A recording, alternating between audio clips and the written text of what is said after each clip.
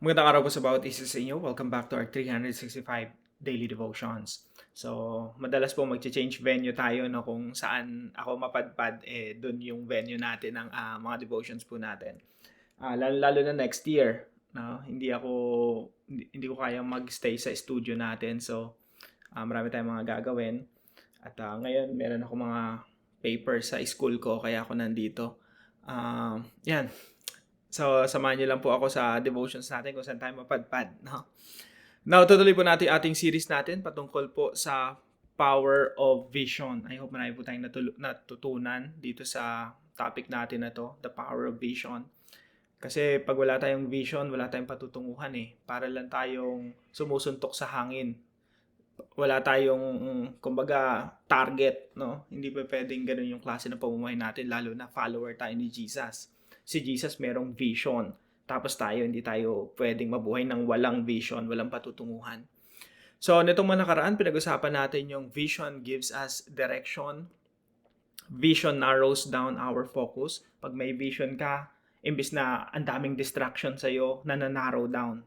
Na-focus ka sa isa, na isasantabi mo yung mga distractions. Vision shapes our identity. Lalo na, again, si Jesus, may vision siya. You claim to be a follower of Jesus. Kaya yung vision ni Jesus, naging vision mo din. No? Nagkakaroon tayo ng identity bilang mga Kristiyano. Then, vision gives us a strong reason to live. Yan po yung kadahilanan bakit gusto nating maging healthy, gusto nating, maging malakas. Kasi meron tayong tutuparin, meron tayong gagawin dito sa mundo. Maraming tao gusto lang humaba ang buhay, no? Pero wala namang vision. Ang mahalaga po kasi, kahit maikli lang yung buhay mo, meron kang vision. How much more kung mahaba na yung buhay mo, healthy ka, tapos meron ka pang vision mula sa Diyos na ina-accomplish. Then, number 5, vision builds the future. And number 6 po, vision ignites undying hope. At ngayon naman po yung pag-aaralan natin, vision unites us around Christ's mission. Yung vision po, lalo tayo mga Kristiyano, no? Niu-unite tayo, ibig sabihin pinagtatagpo, pinag-iisa. Lahat tayo pinag-iisa ng Panginoong Jesucristo patungkol sa kanyang o tungo sa kanyang mission. So vision unites us around Christ's mission. Kaya dito sa mga devotions natin, lagi ko talagang tinatalakay yung Matthew 28:18-20.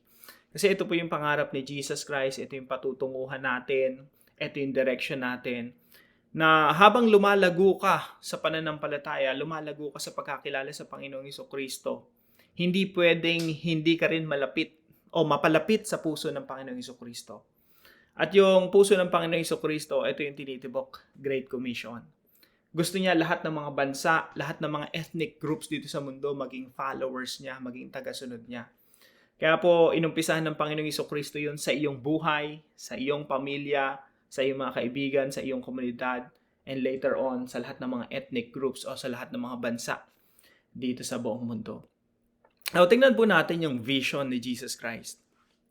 Sabi po rito sa Matthew 28:18-20, bago ang Panginoong Jesucristo umakyat sa langit, ito po yung kanyang huling habilin. Sabi niya, "Then Jesus came to them and said, 'All authority in heaven and on earth has been given to me. Therefore go and make disciples of all nations, baptizing them in the name of the Father and of the Son and of the Holy Spirit, and teaching them to obey everything I have commanded you, and surely I'm with you always to the very end of the age.'" Ito po ay utos ng Panginoong Jesucristo. At the same time, it's a prophetic vision.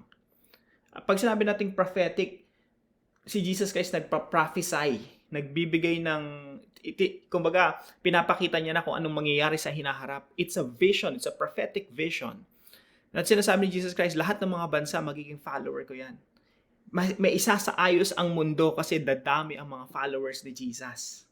Masasaayos yung mundo kasi yung buong mundo, yung mga bansa, maging ang ating bansang Pilipinas, masasaturate ng mga followers ni Jesus.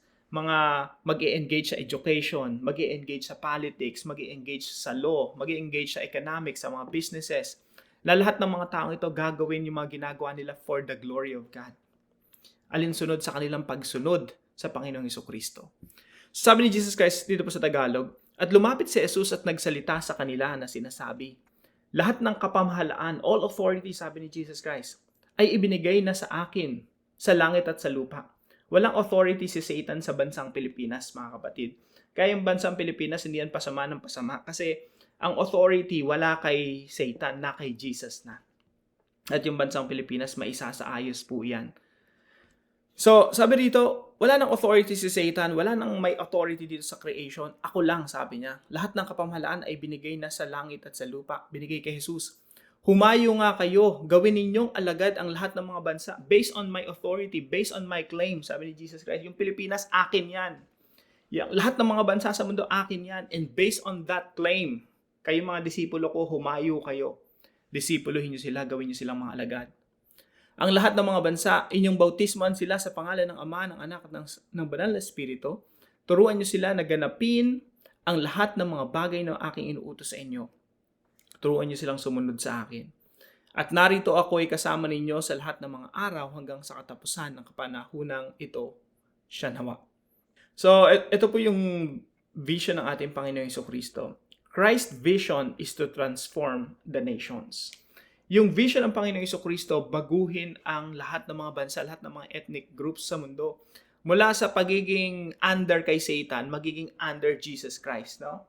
At sila ay mapapasa ilalim sa authority ng ating Panginoong Jesucristo. Gusto niya, kasi isipin niyo po mabuti, no? Lagi kong inu-illustrate ito na kung yung isang mayor matino, naayos pati yung pinamumunuan niya. Kung gobernador matino, naayos pati yung pinamumunuan niya. How much more si Jesus ngayon na nakaupo sa kanyang trono at pinaghaharian yung buong mundo? Imposibleng hindi maayos yung buong mundo at pati yung bansang Pilipinas. At ang maganda nito mga kapatid, gagamitan niya ikaw at ako. Meron tayong mission. Christ's vision is the mission of all disciples. Ito po yung pangalawa nating katuruan. Yung vision ng Panginoong Jesucristo na mabago lahat ng mga bansa, maging godly, maging maka-Diyos lahat ng mga bansa. Vision niya yan mapuno yung buong mundo ng mga followers niya, ng mga taong sumasamba sa Diyos. Yan pong vision ni Jesus Christ, yan po yung mission ng lahat ng mga disipulo. Mission po natin yung vision ni Jesus. Kaya po, yung pagdidisipulo po, nagsisimula talaga sa atin yan mga kapatid. Tayo ay nagsimulang makakilala sa Panginoong Jesucristo, yung gospel po hindi humihinto sa atin. Talagang lumalaganap yan. Pati sa ating mga mahal sa buhay, mga kaibigan, sa ating komunidad, maging sa ating bansa. Christ's vision is the mission of all disciples. And number 3 po, Christ's vision is destined for victory. Yung vision ng ating Panginoong Jesucristo po, ito ay nakatadhana na sa tagumpay. Hindi po mabibigo ang Great Commission ng Panginoong Jesucristo. Kaya po dito sa mga verses na ito sa Tagalog, hinighlight ko yung authority ni Jesus, yung 4 na all dito. Sabi dito, lahat ng kapamahalaan na kay Kristo na. Sinasabi dito, based on that, gawin yung disipulo lahat ng mga bansa. And verse 20, lahat ng mga bagay na aking inuutos, ituro nyo sa kanila. At sasamahan ko kayo sa lahat ng mga araw. 4 na all po yan sa Great Commission.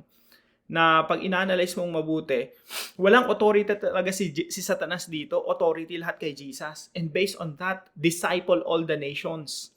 And then teach them to obey all my commandments. And I will be with you all the days of your life.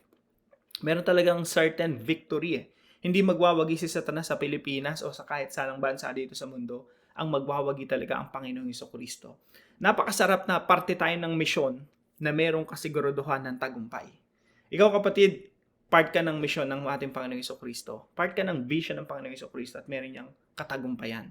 Kaya kung ano man yung ma-contribute natin dito sa Great Commission ng Panginoong Jesucristo, it will echo even throughout eternity. No? At parte ka ng tagumpay ng Panginoong Jesucristo. Now, paano po natin ito i-apply sa ating mga buhay? Number 1 po, love our country and fight corruption. Mahalin natin yung ating bansa. Kasi yung bansa po natin na ito, hindi aksidente ng mga Pilipino tayo At hindi aksidente na tayo pinagkatiwalaan ng bansang Pilipinas. Kaya po, maraming mga Kristiyano nakakalungkot lang, no? Kasi nga, puro spiritual na lang, puro heaven na lang. Nakalimutan na nila na pinagkatiwalaan pala tayo ng Diyos ng bansa na dapat na dapat masakop, mapasailalim sa pagkapanginoon ni Kristo, na dapat magkaroon ng pagbabago dito sa mundo. So, hindi ho maganda na ang isipan natin ay, kumbaga, nandito ka pa sa lupa, may pinapagawa pa sa'yo dito sa lupa, ang maisip mo, nandun na sa heaven, no? Mayroon ka pang assignment eh. The fact na nabubuhay ka dito sa mundo, may assignment ka pa, may pinapagawa ang Diyos sa'yo. At yung Diyos, mahal yung bansa natin, at dapat rin nating mahalin yung bansa natin. Ang kaaway ng ating Panginoon Jesucristo yung korupsyon, labanan din natin ang lahat ng uri ng korupsyon. Alam niyo po, lahat tayo mga Kristiyano, kung saan man tayo malagay, no, na area ng buhay, may it be in business, makikita mo korupsyon dyan. Kahit sa opisina mo, may korupsyon dyan. Kahit bilang estudyante, may korupsyon dyan sa eskwelahan mo, sa mga nakaupo sa gobyerno, kita mo yung korupsyon everywhere. Bilang mga Kristiyano, we say no to corruption. Bakit nire-represent natin yung vision ng Panginoong Jesucristo na someday, yung buong mundo, maging bansang Pilipinas, magkakaroon ng pagbabago, at yung pagbabago na yun nagsisimula sa katawan ng Panginoong Jesucristo, yung church, yung mga Christians na nire-represent si Jesus Christ. So, love our country and fight corruption. And number 2, preach that Jesus is Lord over all things. Ipangaral natin na ang ating Panginoong Jesucristo ay Panginoon ng lahat ng bagay. Kaya po, dito sa verse natin, sabi dito, lahat ng kapamahalaan na kay Jesus na. In heaven and on earth. Napakaganda po ng heaven and earth. Authority in heaven and on earth. Si Jesus hindi pang heaven lang. Kaya yung isip natin hindi dapat pang heaven lang. Sabi rito, even on earth. Yung earth po, teritoryo ng Panginoong Jesucristo yan. Sinasakop niya rin yan. Yung authority niya, nandyan din. So, Jesus is Lord over all things. At tayo, yun ang pinapangaral natin. At kahit saan man tayo magpunta, dala-dala natin yung katuruan na ang Panginoong Jesucristo ay Panginoon ng lahat ng bagay. Kaya po, kung ikaw ay, lagi ko po tinuturo to, no? Kung ikaw ay architect, dalhin mo si Jesus doon sa architecture. Kung ikaw ay engineer, dalhin mo si Jesus sa seaman ka, dalhin mo sa barko si Jesus. No? Ikaw ay abogado, dalhin mo sa korte. Judge ka, dalhin mo sa korte. Hayaan mo yung righteousness and justice ng Panginoong Jesucristo mamayagpag doon sa korte. Kung ikaw ay congressman, dalhin mo yung mga principle ng Panginoong Jesucristo doon sa paggawa ng batas. Kung ikaw ay senador. Kung ikaw ay nurse, dalhin mo yung healing power ng Panginoong Jesucristo doon sa mga ospital. Doktor ka, no? Hayaan mong gamitin ka ng Panginoong Jesucristo upang magpagaling. Lahat po tayo naglilikod sa Panginoong Jesucristo sa iba't ibang kaparaanan. Kung ikaw ay chef, doon ka sa kitchen, magluto ka ron na as if si Jesus Christ yung nagluluto. Patikim mo sa mga tao yung iyong mga niluluto na naluluwalhati yung Diyos dahil sobrang excellent ng ginagawa mo. Now, preach that Jesus is Lord over all things. Ang Panginoong Jesucristo, hindi siya Panginoon ng langit lang, kundi ng lupa din. At gusto ng Panginoong Jesucristo na yung kaharian ng langit ay sakupin ang kaharian ng lupa. So, preach that Jesus is Lord over all things. And number 3, believe in the triumph of Christ. Panampalatayahan po natin yung tagumpay ng Panginoong Jesucristo. Kahit na ang daming korupsyon sa ating paligid, kahit ang daming kapangitan, ang daming yung injustices, mga mahihirap na, nilalamangan pa.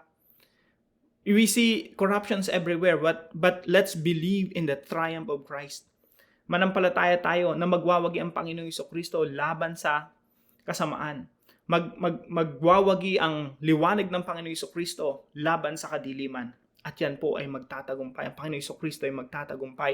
At ang Great Commission ng Panginoong Jesucristo ay mamamayagpag. At lahat ng mga bansa, someday ay tuluyan ngang magiging tagasunod ng ating Panginoong Jesucristo. Napakaganda po ng future, mga kapatid, pag inaral po natin yung Biblia. And I hope makita natin ito. Magbigay sa atin ng pag-asa. Magkaroon tayo ng vision at maging parte tayo ng vision ng Panginoong Jesucristo. Para po sa ating discussion, why should we believe that Jesus is changing our country for the better? Bakit po natin kailangang manampalataya na ang ating Panginoong Jesucristo ay binabago yung ating bansa for the better, no? To make this place a better, to make this country a better place. Now, samahan niyo po ako sa panalangin. Lord God, I thank you for your vision to transform the nations and make all things new. Help me to love my country and stand against corruption. As you call me to live in truth and righteousness. Empower me to boldly proclaim that you are Lord over all, and give me faith to believe in your ultimate victory. Strengthen me to be a faithful disciple, trusting in your power and grace. Guide my steps as I follow your mission and share your love with others. In Jesus' name I pray. Amen and amen. Maraming salamat po sa bawat isa sa inyo na nakasubaybay dito sa ating channel. And thank you po kay Brother Gerald na katuwang po natin para sa ating devotion na ito. Now, kung meron po kayong natutunan sa devotion po natin na ito, ipaalam niyo lang po sa comment section right below this video. And please don't forget to share this devotion to your family and friends. Pagpalain po kayo ng ating Panginoon. See you po tomorrow 5 a.m. dito sa ating daily devotion.